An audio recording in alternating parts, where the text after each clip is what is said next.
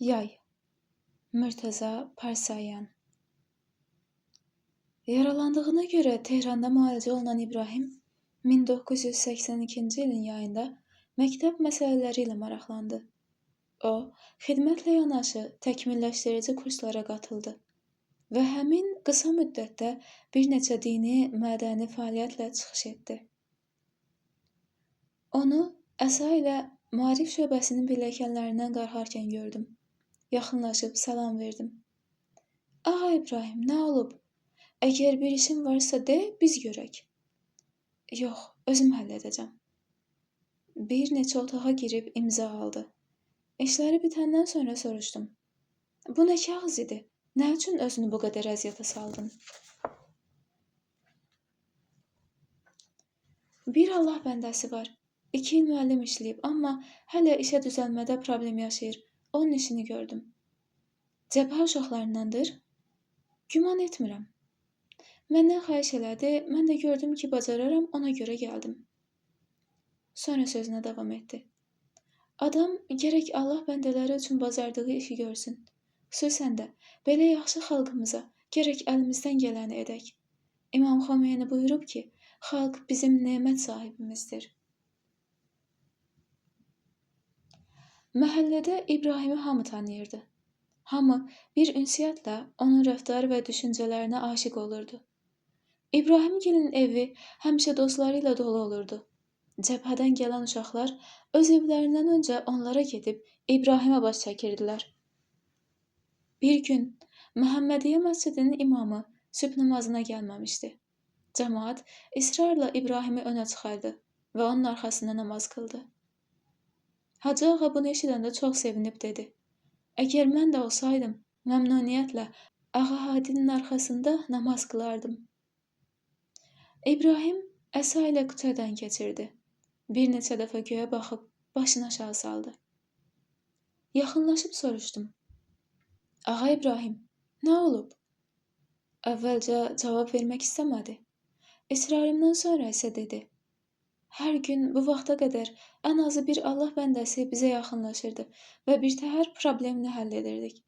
Bu gün isə səhərdən indiyə qədər heç kim müraciət etməyib.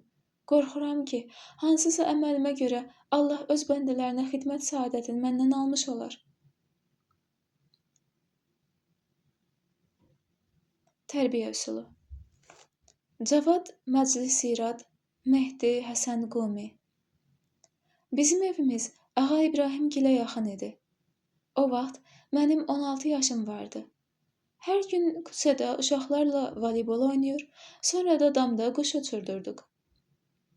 O vaxt təxminən 170 göyərçinim var idi. Azan veriləndə qardaşım məscidə gedirdi. Mənsə məscid adamı deyildim. Axşam üstü idi və biz yenə voleybol oynayırdıq.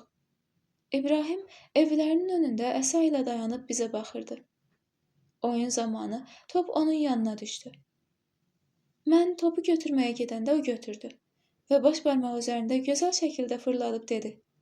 Buyurun, ağa Cavad. Adımı bilməsinə çox təəccübləndim. Oyunun sonuna qədər bir gözüm onda idi. Fikirləşirdim ki, mənim adımı hardan bilir. Bir neçə gündən sonra yenə oynayanda yaxınlaşıb dedi. Dostlar, mən də oyunu alırsınız. Əlbəttə, siz voleybol da oynuyorsunuz. Bilməsəm də sizdən öyrənərəm. Əsasını kənara qoyub, axsiya-axsiya oynamaya başladı. Mən o vaxta qədər elə yaxşı oyuncu görməmişdim. O hələ yaralı idi və yerindən tərpənmirdi. Topa çox güclü zərbə vurur. Servisləri də çox yaxşı götürürdü. Axşam qardaşıma dedim. Ağa İbrahimi tanıyırsan? Yaxşı voleybol oynayır. Qardaşım gülüb dedi. İbrahim məktəblər arasında voleybol çempionu olub. Həm də güləş üzrə çempiondur. Təəccüblə dedim. Doğru deyirsən? Bəs nə üçün bizə heç nə demədi? Bilmirəm. Ancaq bil ki, o çox böyük adamdır. Bir neçə gündən sonra biz voleybol oynayanda yenə gəldi. Hamı onu öz komandasına istəyirdi. Yenə oynadıq və çox gözəl oyun göstərdi. Oyunun ortasında məsciddə günorta azanı başladı. İbrahim topu saxlayıb dedi. Uşaqlar, Birlikdə məscidə gedəkmi? Dedik. Gedək. Sonra birlikdə cəmaət namazına getdik. Bir neçə gün ötdü. Ağa İbrahimi çox istəyir. Ona görə məscidə gedirdim. Bir dəfə bizi nahar yeməyinə dəvət etdi və birlikdə çox söhbətləşdik. Ondan sonra hər gün ağa İbrahimi axtarırdım. Onu bir gün görməyəndə darıxır, həqiqətən narahat olurdum. Bir dəfə onunla zorxana idmanına getdik. Onun əxlaq və rəftarını çox sevirdim. O sevgi və dostluqla bizi namaza və məscidə aparırdı. Yaralı dövrünün sonları idi. Cəbhəyə qayıtmaq istəyirdi. Bir axşam küçədə oturanda mənə Fəthül Mübin əməliyyatındakı 13-14 yaşlı uşaqlardan danışdı və bir cümlə ilə sözünü dedi. Onlar yaş və bədən baxımından səndən kiçik olsalar da Allaha təvəkkül edib böyük qəhrəmanlıqlar yaradırlar. Sən də burada oturub gözünü göyə dikmisən ki, görüm göyərçinlər nə edirlər. Ertəsi gün bütün göyərçinləri başqasına verib cəbhəyə yollandım. O hadisələrdən illər ötür.